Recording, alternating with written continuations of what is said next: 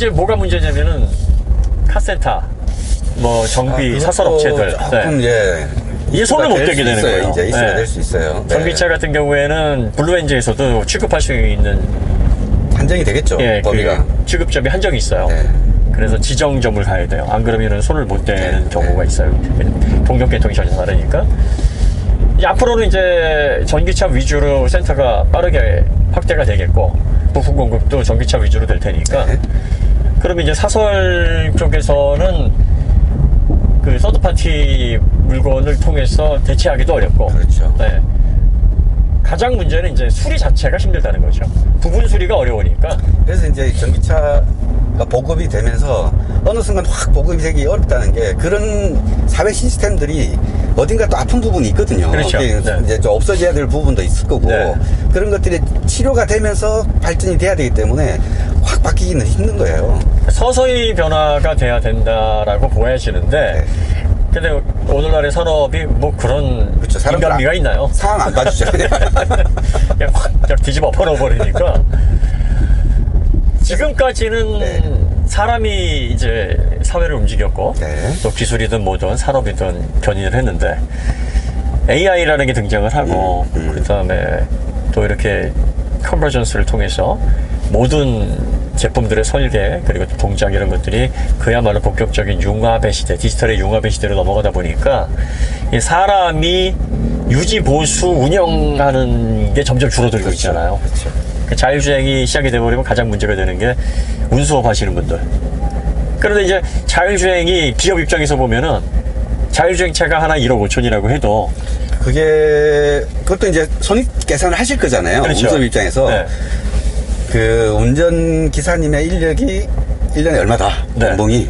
그러면, 야, 몇 년 남에 이렇게 하면 따져보면, 계산 나올 수도 있어요. 어차피 기사님을 사용하더라도 차값이 안 들어가는 게 아니에요. 그러니까. 그러면 그거 비용 다 절약. 그리고 또 이 기계 관련해가지고 프로그램이든 뭐 공산품이든 이런 것들은 기술이 안정되고 인프라가 빠르게 확대될수록 가격이 또 내려가거든요. 그렇죠. 그러니까 그 손익을 계산해보면 사람 쓰는 것부터 그냥 자율주행차 쓰는 게 낫겠는데? 어느 순간 그렇게 생각할 때가 올 거예요. 그렇죠. 이렇게 돼버리면은 기존의 산업에 몸담고 계셨던 분들에게는 청천벽력 같은 얘기가 되는 거죠. 그러니까 그걸 대비하셔야 돼요.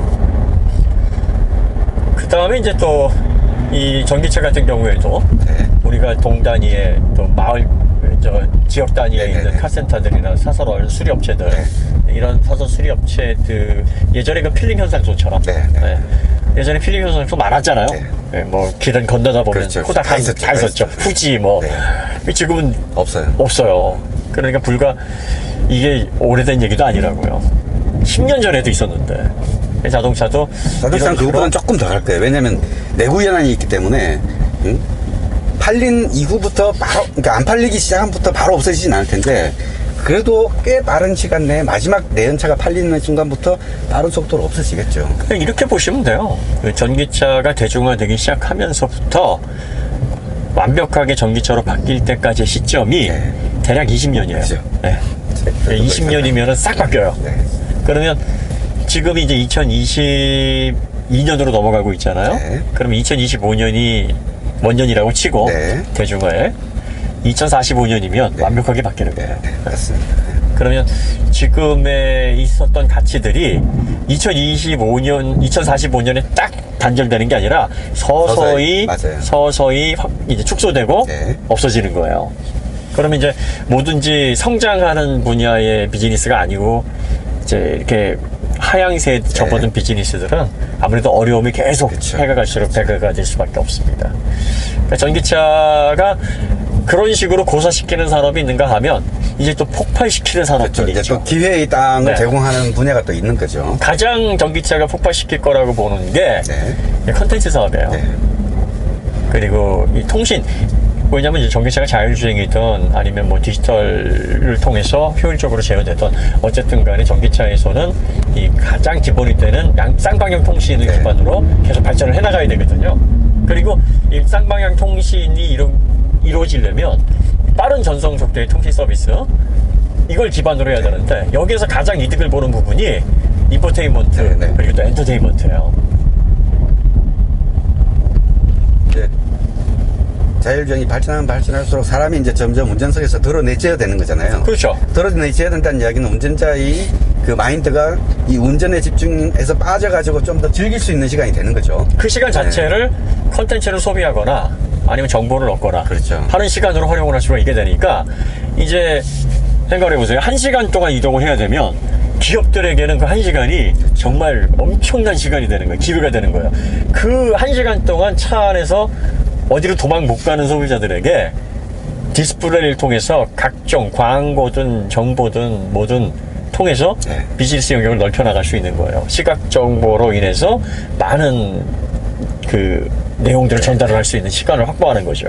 그러니까 엔터테인먼트 사업자든 인포테인먼트 사업자든 이 환경을 통해서 플랫폼 비즈니스, 데이터 비즈니스가 폭발을 하게 되는 거죠. 그래서 지금 당장 이렇게 좀 얘가 좀 누추하긴 하지만 택배를 하시는 분이라든지 네. 근데 바이크를 타시면서 핸드폰을 한 5개 걸쳐 놓으시잖아요. 네. 그러니까 그게 축소판이 되는 거예요. 그렇죠, 그렇죠. 이게 지금 영업을 하시는 분은 이 전기차를 타시면서 이 핸드폰이 모니터가 막 쫙 펼쳐져서 거기서 보시면서 하고 계실 거예요. 이제 한 10년, 20년 지났다 보면. 응?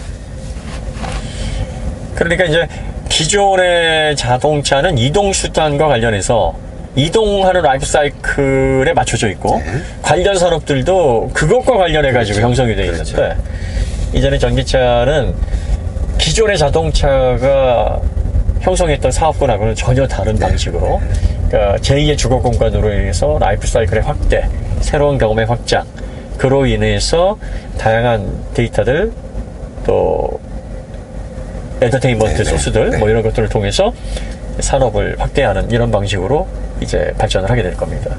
그럼 이제 사람들이 더 이상 운전의 피로, 운전으로 인한 뭐 사고, 그로 인한 사회 비용 뭐 이런 것들은 또 빠르게 경감이 되고 그런 부담으로 해서 해방이 되니까 자동차를 이용하는 환경 자체가 이제 새롭게 재정립이 된다는 얘기겠죠. 그래서 이제 자동차를 이동수단으로 생각하기 때문에 이 거리라는 게 이동을 위해서 존재하는 거잖아요. 이제는 자동차가 거주 공간이고 사무 공간이고 이렇게 발전하다 보면 이 자동차가 놓여 있는 공간이 거리가 아니라 빌딩 속에 놓여 있고 그렇죠. 막 이런 식으로 바뀔 수가 있는 거예요. 앞으로 어떻게 될지 모르죠. 그러니까 뭐 간단하게 취침을 취할 수 있는 미니밴 같은 경우에는 저 어디든지 갈 수 있는 사무 공간이 되는 거죠. 그러니까 주차 빌딩이 곧 오피스텔이 될 수 있는 그렇죠. 거지. 뭐 이런 현상. 그렇죠. 메타버스에 맞는 신인류가 탄생을 하는 거죠. 이런 것도 될 수 있고. 이제 다 재택을 하면서 뭐 재택하면서 재택 공간을 내가 뭐 이렇게 저 송리산 가서 할 수도 있고. 뭐 그 다음에 단순히 이동수단의 개념으로 이제 접근하시는 분, 나는 뭐 자동차가 무슨 주거 공간이야 이런 분들 계시잖아요. 이런 분들은 그냥 뭐 자동차에 대한 소유가 더 그 욕구가 사라질 것 같아요. 왜냐면 내가 운전도 안 하는데 구태여 이걸 뭐하라 사. 그러니까 어떤 분들은 지금 말도 안 돼. 왜 자동차를, 왜 사람은 과시 욕구가 있고 뭐 이렇게 생각을 한단 말이에요. 그거는 지금까지 우리의 생활 양식이 그렇게 틀 잡혀져 왔기 때문에 그걸 기반으로 같이 판단을 해서 자동차가 있으면 과시 좀 하고 다른 사람들에게 이런 생각을 하는 거지. 이제 자동차가 자율주행 영역으로 들어가고 내가 관여할 수 있는 부분이 점점 갈수록 적어진다 그러면 굳이 자동차를 내가 소유를 해서 이걸 끌고 다녀야 되겠다는 생각을 안 할 수도 있어요. 그러니까 저 같아도